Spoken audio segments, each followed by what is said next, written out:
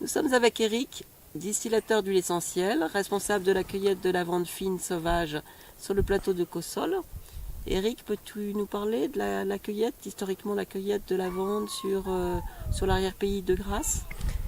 Alors ça dure depuis pas mal de temps, je pense. La lavande en culture a été faite beaucoup sur du sauvage, sur les restants que l'on voit ici. Il faut savoir que Grasse s'est développé à partir de la parfumerie, qui est assez récente finalement, sur Grasse, mais qu'avant tout le Midi était impliqué, du moins dans les zones où la production de lavande, de thym était faite. Et notamment, moi je viens du centre, sud-centre de la France, au-dessus de Montpellier. Et effectivement, il y avait aussi, il y a très longtemps, beaucoup de cueillettes de lavande aussi là-bas. Et c'est de là-bas que ça partait.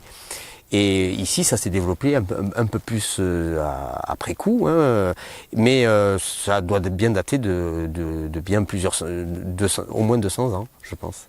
Alors concernant cette particularité de la lavande fine sauvage telle que on va l'accueillir, peux-tu nous parler de sa spécificité?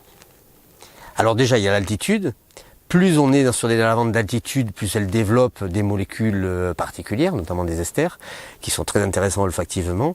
Et là, actuellement, je ne suis pas le seul à ramasser sur Cossol, il y a d'autres personnes qui ramassent, mais j'ai un secteur sur certains plateaux à 1300 mètres, 1400 mètres d'altitude, ce qui est déjà une altitude quand même très intéressante.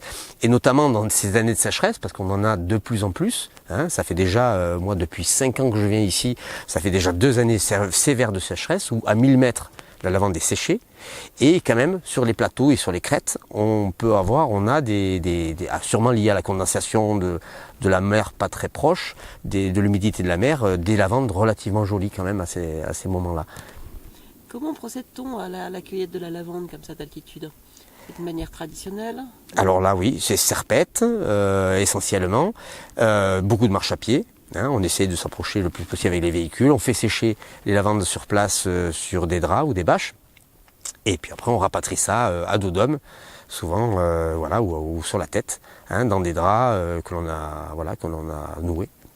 Et ensuite, tu l'emmènes sur ton lieu de distillation Voilà, alors après je rapatrie tout en camion sur ma ferme où j'ai un alambic effectivement où je distille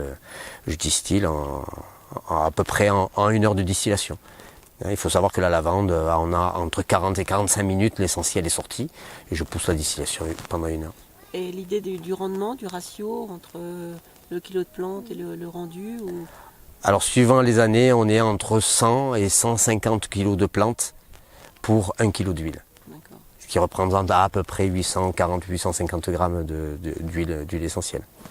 Je te remercie Eric en tout cas de nous faire partager ces moments de cueillette précieux et aussi pour ton travail aussi lié à la conservation aussi de cette cueillette ancestrale, d'utiliser ces moyens-là, d'utiliser aussi, de nous montrer aussi ton amour pour les plantes, ton respect de la nature et aussi de transmettre ton savoir-faire. Et donc on retrouve aussi cette qualité dans les produits finaux utilisés et que l'on peut distribuer aussi par Herbe et Tradition.